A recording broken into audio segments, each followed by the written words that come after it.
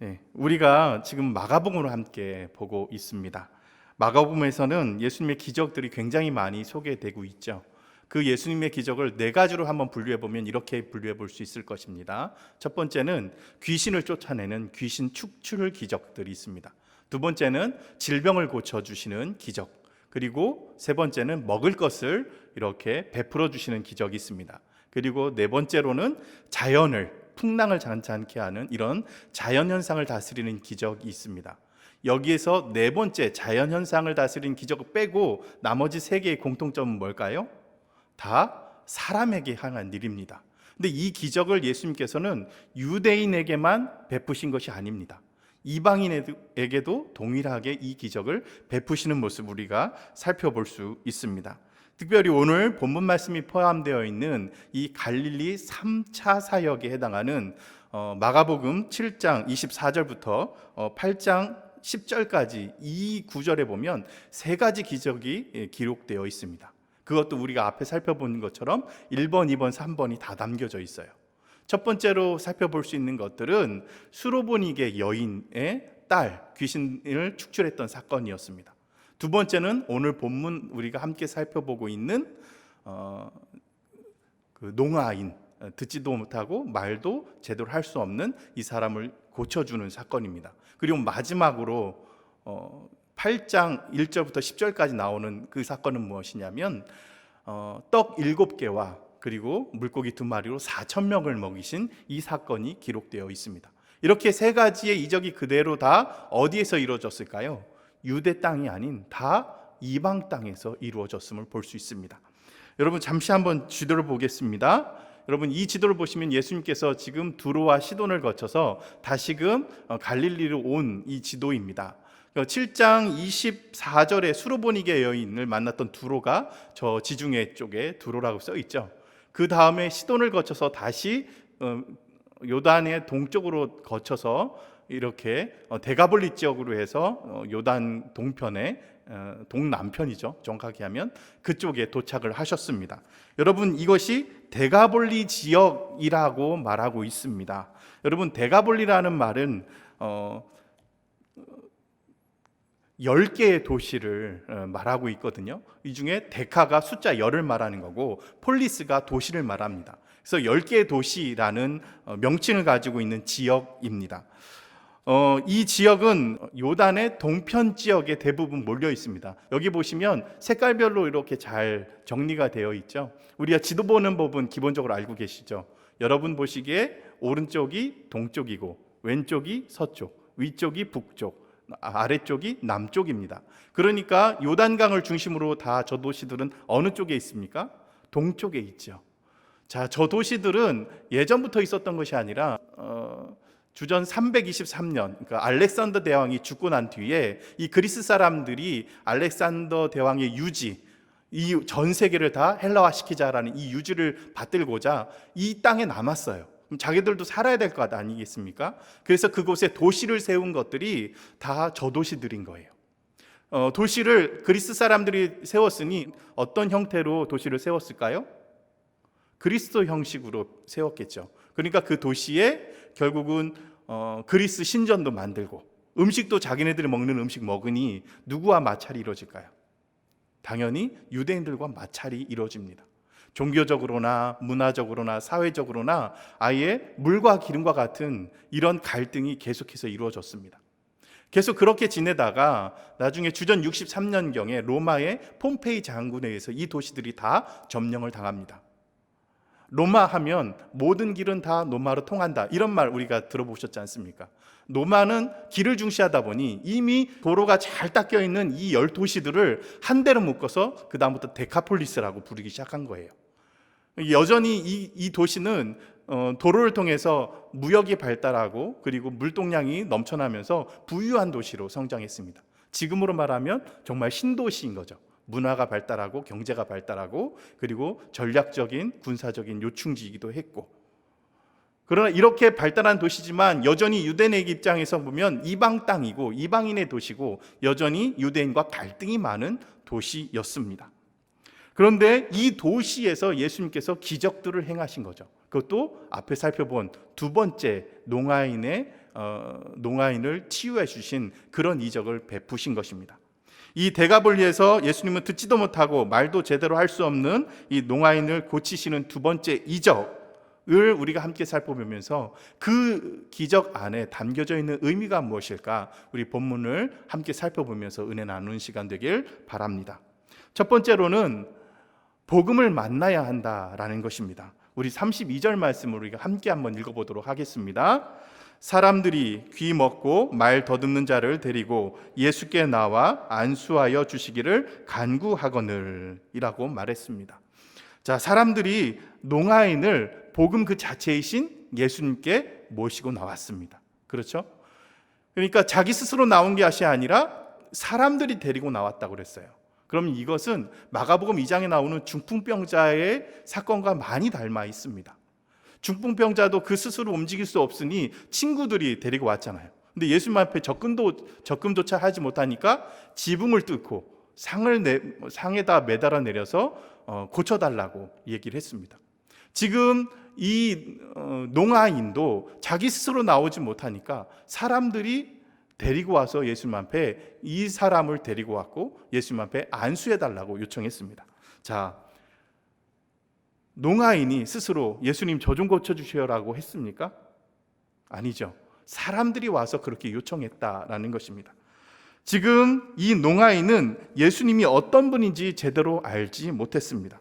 농아인은 대부분 듣지 못해서 말을 하지 못하는 경우가 많죠. 그러니까 듣지 못했으니까 그 당시 예수님이 어떤 사역을 했는지 제대로 듣지도 못했고 알지도 못했다라는 사실을 알 수 있습니다.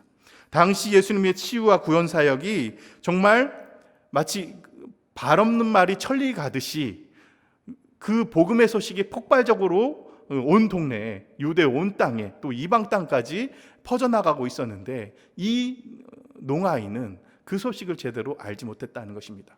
또 말하기도 어려우니까 다른 사람들한테 그걸 물어보기도 힘들었겠죠. 그러니까 예수님이 막상 자신의 동네에 왔는데도 그 예수님이 어떤 분인지도 모르고 그 예수님을 찾아갈 생각도 못하고 있었습니다.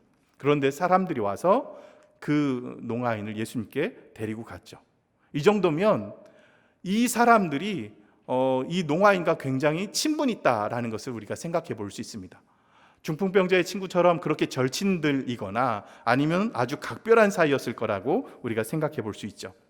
예수님께서 가시는 곳마다 사람들은 장사진을 이루었습니다. 너도 나도 예수님께 자신의 질병을 고쳐달라고, 그리고 자신들이 예수님께서 일으키시는 그 이적들을 보기 위해서 항상 예수님 곁엔 사람들로 가득했습니다. 하지만 농아인은 예수님이 오셨다는 말을 들을 수 없으니 예수님 앞에도 나올 생각도 못하고 있었죠. 오늘의 농아인처럼 스스로 예수님 앞에 나올 수 없는 사람들이 많이 있습니다. 그나마 이 중풍병자나 이 농아인은 좀 행복한 편입니다. 왜 그럴까요? 그 사람을 예수님께 데려다 줄 사람이라도 있죠. 그런데 우리가 앞에서 살펴본 둘에서 만난 수로보니게 여인 한번 생각해 봅시다. 그 여인이 예수님께 나와서 자신을 고쳐달라고 했을까요? 아니면 자신의 귀신 들린 어린 딸을 고쳐달라고 했을까요? 귀신 들린 어린 딸을 고쳐달라고 했습니다. 그 자신의 어린 딸은 더러운 귀신이 들려서 자신도 제어하지 못하니까 예수님 앞에 데려올 수도 없었습니다. 그러니까 예수님 앞에 무릎 꿇고 와가지고 제발 내 딸 좀 고쳐주십시오, 우리 집에 와서 좀 고쳐주십시오 라고 요청한 것 아니겠습니까? 이렇게 예수님 앞에 나오지도 못하는 사람이 너무나 많이 있습니다. 스스로 예수님 앞에 나올 수 없는 사람들을 위해서 주변에 이렇게 징검다리 역할을 해주는 사람이 굉장히 중요합니다. 이들은 복음의 전달자 역할을 하고 있는 것입니다. 여러분, 복음을 직접적으로 전하든지 아니면 복음 앞에 그 사람을 데리고 오든지 어차피 복음을 만나게 하는 건 같잖아요. 그러니까 이 사람들도 자신은 몰랐지만 복음의 전달자 역할을 하고 있음을 우리들이 알 수 있습니다. 지금은 엄청나게 의학이 발달한 현재를 살아가는 우리들도 육체적이로든지 아니면 정신적이로든지 사람이 고칠 수 없는 것 참 많이 있습니다. 더구나 우리의 구원에 대한 문제는 사람의 힘으로 가능할까요? 전혀 가능하지 않습니다.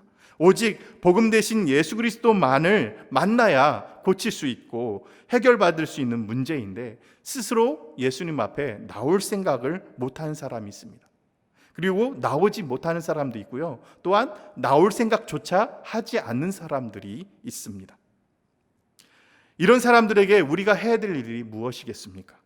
그저 예수님 앞에 나올 때까지 기다리기보다 우리가 정말 수로보니게 여인처럼, 중풍병자의 친구들처럼, 이 농아인을 데리고 온 사람들처럼 정말 이 사람들이 복음 되신 예수님을 만날 수 있도록 복음의 전달자의 역할을 우리가 감당해야 되지 않겠습니까? 예수 그리스도를 만나야 그들이 구원받고 치유받을 수 있습니다. 우리 연동교회 성도들이 이런 징검다리의 역할, 복음 전달자들의 역할을 잘 감당하시길 간절히 부탁드립니다. 두 번째로는 복음을 들어야 합니다. 이 농아인을 데려온 사람들이 어떤 징검다리 역할을 했을까요? 이 농아인이 말 제대로 못하니까 옆에서 대신 예수님께 말을 해줬습니다. 어떻게 해요? 안수 좀 해주세요 라고 말입니다. 안수는 기본적으로 어떤 능력이나 은혜가 그 안수 받는 사람에게 흘러가는 그런 의미를 가지고 있습니다. 그러니까 이 사람들은 예수님의 치유의 능력이 이 농아인에게 전가되어지면 이 농아인이 낫을 수 있다라는 생각을 하고 있었다라는 거죠. 그 당시에 안수라는 문화는 일상적인 것이었습니다. 병 고칠 때도 썼고요. 그리고 자신의 재산을 상속할 때도 썼었고, 그리고 임직할 때도 썼었고, 아주 다양하게 안수는 이루어지고 있었습니다. 하지만 예수님은 병 고치실 때 안수만으로 고치지는 않으셨습니다. 아예 손도 안 대고 말씀만으로 고칠 때도 있었죠. 그러니까 병 고침은 유일하게 안수만이 아니라는 것을 명백하게 보여주고 계셨습니다. 하지만 예수님은 농아인을 데리고 온 사람들이 안수를 바라는 마음이 무엇인지 너무나도 잘 알고 계셨습니다. 그래서 무엇인가 조치를 취하고 계시죠. 우리 본문 33절 말씀 우리가 함께 읽어보도록 하겠습니다. 예수께서 그 사람을 따로 데리고 무리를 떠나사 손가락을 그의 양 귀에 넣고 침을 뱉어 그의 혀에 손을 대시며 라고 말씀하고 있습니다. 예수님은 그 농아인을 따로 데리고 가셔서 안수를 하셨어도 이 농아인은 자신의 머리에 손이 닿는 순간 나에게 치료를 행하는구나 라고 느낄 수 있었을 것입니다. 그런데 예수님은 거기서 끝나는 것이 아니라 한 걸음 더 들어가신 거죠. 문제가 있는 곳이 어디입니까? 귀잖아요. 그러니까 그 귀에, 양 귀에 손을 넣으셨다라고 말했습니다. 이것은 좀 더 구체적으로, 더 적극적으로 접근하는 것입니다. 이를 통해서 이 농아인과 예수님은 공감대를 이루어가고 계셨습니다. 여기서 바로 듣기가 시작되는 것입니다. 예수님은 어떤 증상만 고치지 않으셨습니다. 그들의 마음, 그들의 영혼까지 다 고치시는 분이 바로 예수님이셨습니다. 그래서 질병 고칠 때도 내 죄 사함을 받았느니라 이런 말도 하시지 않습니까? 여러분, 마음이 다치면요 아무리 옳은 말을 해도 듣지 않습니다. 자신이 듣고 싶은 대로 듣고 오해하기 마련입니다. 그래서 예수님은 질병, 나타난 증상만 고치시는 것이 아니라 그의 마음과 영혼까지 함께 고치고 계심을 볼 수 있습니다. 마음부터 고쳐야 제대로 들을 수 있기 때문입니다. 과거에는 하나님의 말씀이 이렇습니다. 그러니 이렇게 행동하십시오라는 이 복음의 당위성이 굉장히 중요했습니다. 그런데 지금은 어떻습니까? 아무리 당위성이 있고 명분이 선다고 해도 자신에게 공감대가 이루어지지 않으면 행하지 않습니다. 그게 요즘 시기입니다. 공감이라는 것은 상대방의 입장에서 그 사람의 생각과 감정을 느껴주는 거잖아요. 그러니까 예수님의 말씀이 아무리 옳다고 해도 내가 공감되지 않으면 그 말씀을 따르지 않는다라는 것입니다. 본문을 읽으면서 예수님의 행동 중에 이해하기 어려운 부분들이 있습니다. 그것은 또 침을 뱉어서 손을 혀에 대는 거죠. 우리가 이 구절을 읽으면 어떻게 마음이 드십니까? 너무 비위생적이야 라고 생각이 들지 않습니까? 그런데 이것도 우리는 예수님께서 이 농아인과 공감대를 형성하는 한 과정으로 이해할 필요가 있습니다. 여러분, 예전에는 고대 시대에는 이 입에서 나오는 침도 하나의 치료제로 여겼습니다. 근데 이게 옛날 고대만이 아니라 우리도 옛날 그러지 않았습니까? 저도 어렸을 때 막 뛰놀다가 넘어져서 이렇게 무릎이 까지면 침 바르고 그리고 쑥 이겨가지고 이렇게 으깨가지고 붙여놓지 않았습니까? 우리들도 이미 했던 일들입니다. 본문에서는 왜 예수님께서 침을 뱉어서 그 손을 그 혀에 댔는지 구체적으로 알려주고 있지는 않습니다. 하지만 이것이 정말 이 농아인과 농아인을 위하는 마음으로 그와 공감대를 형성하기 위한 예수님의 그런 적극적인 행동이었다라고 우리는 이해해 볼 수 있을 것입니다. 이러한 행동들, 상대방과 공감을 이루는 예수님의 모습들이 34절에 아주 구체적으로 더 드러나는 모습이 나타나 있습니다. 34절 말씀 우리가 다시 한번 읽어볼까요? 하늘을 우러러 탄식하시며 그에게 이르시되 에바다 하시니 이는 열리라는 뜻이라 했습니다. 탄식 언제 합니까? 마음이 억장이 무너질 때, 이럴 때 탄식하는 것 아니겠습니까? 그러니까 예수님께서 하늘 향해서 탄식할 때 하늘 향해서 억장이 무너지는 마음을 느꼈다라는 것은 어떤 걸까요? 이미 예수님은 이 농아인이 겪고 있었던 그 고통과 그리고 서러움 같은 걸 다 느끼고 계셨다라는 것입니다. 듣지 못하니 사람들한테 얼마나 멸시를 받고 그리고 얼마나 무시를 당했겠습니까? 자신이 원하는 것도 제대로 말하지 못하니 얼마나 답답해하고 얼마나 소외를 많이 당했을까요? 이런 것들을 다 느끼셨다라는 것입니다. 그러니까 애통하는 마음을 가지고 하늘을 향해서 하나님 앞에 표현한 것이 탄식으로 나타났다라는 것이죠. 이렇게 예수님은 이 농아인에 대한 공감대를 절정으로 보여주고 계신 부분이 바로 오늘 본문 말씀에서 찾아볼 수 있다라는 것이죠. 그러고는 예수님께서 농아인에게 이렇게 말씀하셨습니다. 에바다, 열려라, 완전히 열려라, 이렇게 말씀하신 거죠. 예수님께서는 무엇을 열고자 하셨을까요?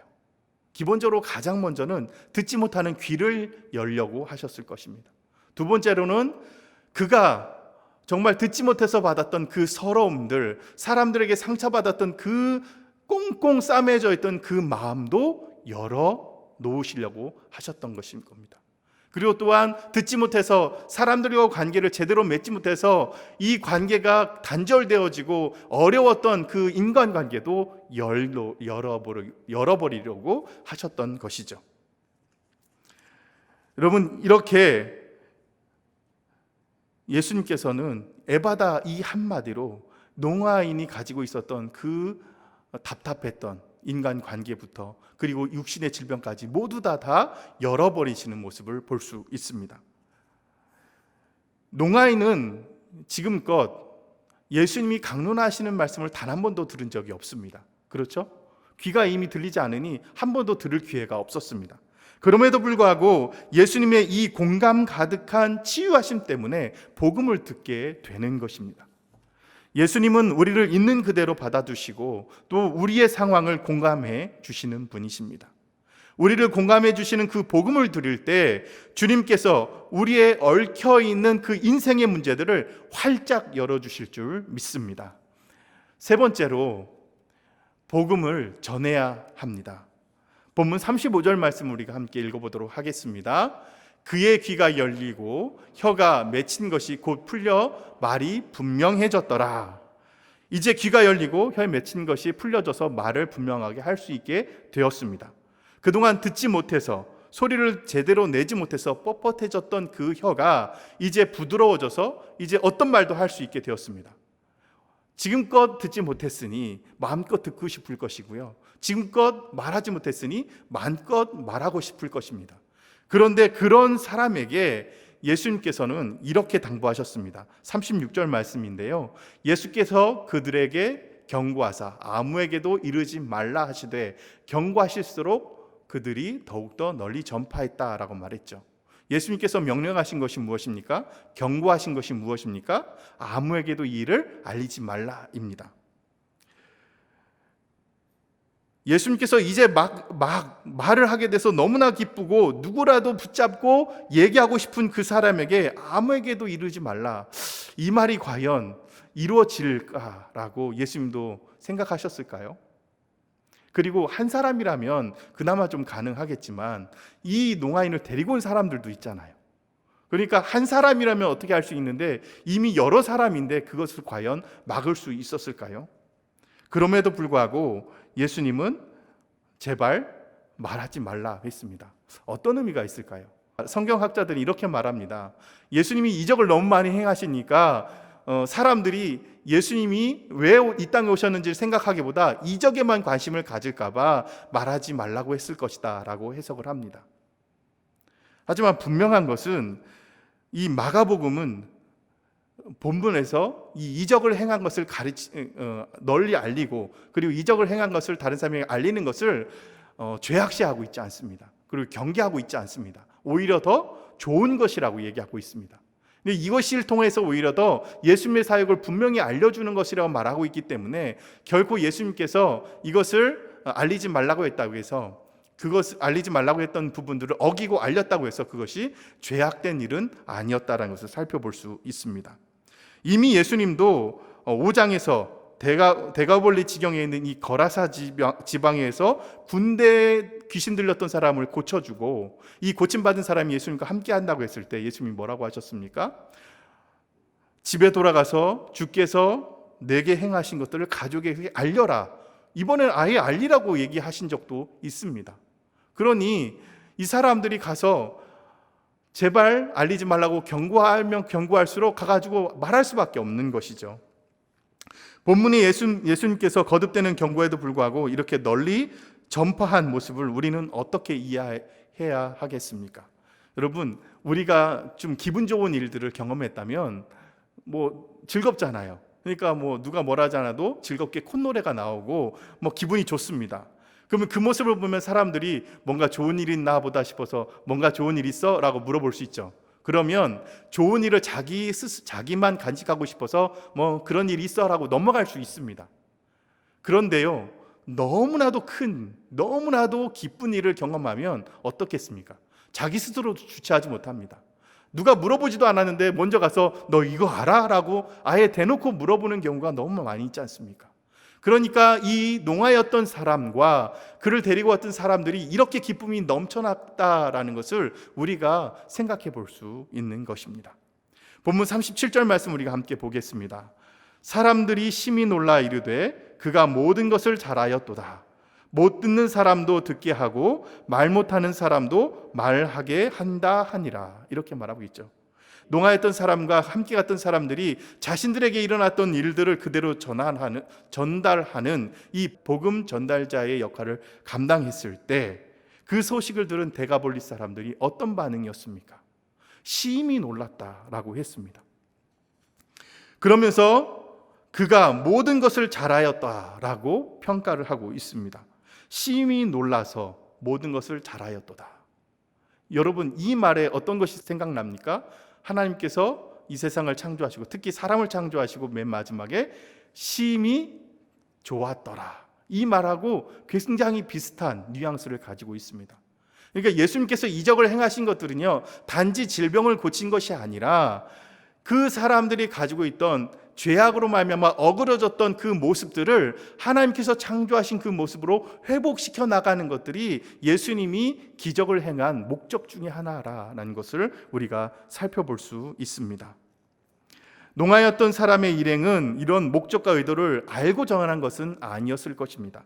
그저 단지 자신이 직접 보고 듣고 느꼈던 것들, 자신들이 체험했던 것들을 그대로 전달했을 뿐입니다. 그러나 좌우의 날선 검보다도 예리한 하나님의 말씀, 이 복음이 그 데가볼리 사람들의 마음을 움직여서 그 사람들이 심히 놀라게 된 것이고, 이 모든 것이 다 잘됐다라고 하나님 앞에 고백할 수 있게 만들었다라는 것입니다. 누가 잘해서 그런 거예요? 농아였던 사람과 그리고 그와 함께했던 사람들이 잘 전해서가 아니라는 거죠. 복음 그 자체에 힘이 있어서 그렇게 만들었다라는 것입니다. 그럼 우리가 해야 될 일들은 무엇일까요? 복음을 전하기 위해서 어떻게 복음을 잘 포장할 것인가, 어떻게 말을 잘해야 될 것인가, 이렇게 노력하지 않아도 된다라는 것입니다. 복음의 능력을 믿고 그저 우리가 보고 듣고 깨달은 것만 있는 그대로 전달해도 그 복음의 능력이 그 사람을 바꿀 수 있다라는 것입니다. 문제가 뭡니까? 우리가 전달하지 않아서 문제가 되는 거지 전달해서 문제가 될 것은 없다라는 것입니다. 농아인에게 일어난 일처럼 아주 특별한 일이 있을 때만, 놀라운 일이 있을 때만 전하는 것도 아닙니다. 우리도 할 수 있는 것입니다. 오늘 주일 예배를 통해서 하나님의 말씀을 듣고 보고 느꼈던 것들 다른 사람에게 전달함으로 말미암아 그 복음 전달자 역할을 우리는 충분히 수행할 수 있는 것입니다. 어려운 것 아닙니다. 그저 우리들도 우리가 보고 듣고 느꼈던 것들을 다른 사람에게, 우리 가까운 사람들에게 전하는 이 복음 전달자의 역할을 잘 감당하시는 성도님들 되시기를 바랍니다. 예수님 시대 때 유대 땅은 로마 식민지 생활을 하고 있었습니다. 나라를 잃어버린 상황 속에서도 유대인들은 여전히 잘못된 이 선민 사상으로 그 안에서 이방인들을 멸시하고 또 사회적인 갈등이 극에 달하게 지내고 있었습니다. 하지만 예수님께서는 유대인들이 그토록 경멸했던 수로보니게 헬라 여인은 물론이고, 그리고 그 당시에 이 지방은 하나님이 없어라고 불렀던 이 데가볼리 지역에 있었던 농아인 남자도 고쳐 주셨습니다. 이렇게 그 사람들도 하나님의 복음을 들을 자격이 있는 사람들이고, 그 사람도 깨끗함을 받을 자격이 있는 사람이라는 것을 대놓고 보여주셨다라는 거죠. 이를 통해서 예수님께서는 유대인과 이방인 사이에 꽁꽁 잠겨져 있던 문을 활짝 열어주셨습니다. 요즘 우리 사회와 교회 사이에도 너무나 소통이 막혀 있는 것 같습니다. 언론에서 교회에 관련된 뉴스들은 대부분 부정적인 뉴스들이 주를 이룹니다. 교회에서 아무리 합당한 말을 해도요, 그들은 그대로 받아들이지 않고 왜곡해서 이해합니다. 오히려 더 부정적으로 받아들입니다. 그만큼 교회와 그리스도인들이 사회에 대한 대사회적인 공감 능력이 많이 부족해졌다라는 모습을 볼 수 있습니다. 여러분, 우리 그리스도인들이 세상에 내세울 수 있는 게 무엇일까요?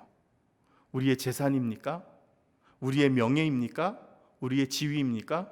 그것들은 세상에 사는 사람들이 훨씬 더 많이 가지고 있고요, 더 높습니다.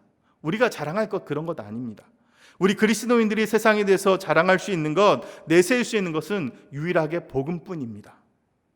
이제는 교회가 우리 복음의 정신으로 복음 자체이신 예수님께서 농아인을 애통하는 마음으로 공감하셨던 것처럼 우리 그리스도인들도 복음으로 사회의 연약한 부분들을 애통하는 마음을 갖고 공감을 이루어 가야만 합니다. 그리고 복음이신 예수 그리스도께 그들의 문제를 해결해 주실 수 있도록 그들에게 복음을 만날 수 있게 해 주어야 합니다. 우리가 복음을 전할 수 있으면 더 좋고요, 그렇게 못하면 그들을 복음 앞으로 모셔와도 됩니다. 그들이 복음을 들을 수 있도록, 그들에게 복음을 전달할 수 있도록 우리는 복음 전달자의 역할을 잘 감당해야 될 것입니다. 우리 연동교회 모든 성도들이 진정한 복음의 전달자 역할을 잘 감당하시길 주님의 이름으로 축복합니다. 기도하겠습니다. 유대인이나 이방인이나 동일하게 사랑하시는 주님, 나라를 빼앗겨 고통받는 우리 백성들에게 성경과 선교사님들을 통하여 복음을 만나게 하시고, 복음을 듣고 복음을 전하는 사람들로 인해 복음 안에서 이 어려운 시기들을 잘 이겨내갈 수 있도록 해주셨음을 우리들이 기억합니다. 사회는 빠르게 성장했지만 여전히 경제적으로나 사회적으로 양극화 현상을 벗어나지 못하고 서로를 향해 씻을 수 없는 상처들을 만들어내고 있습니다. 교회마저도 사회로부터 외면당하고 있습니다. 주님, 교회를 다시 일으켜 세워 주시옵소서. 복음 안에서 다시금 예수 그리스도의 마음을 품게 하여 주셔서 세상에서는 결코 치유될 수 없는 상처들을 복음으로 보듬어 줄 수 있게 하여 주시옵소서. 복음을 만나게 하여 주시고 복음을 듣게 하여 주시고 복음을 전하는 복음의 전달자의 사명을 잘 감당하는 우리 연동교회가 되게 하여 주시옵소서. 예수님의 귀하신 이름으로 기도드리옵나이다. 아멘.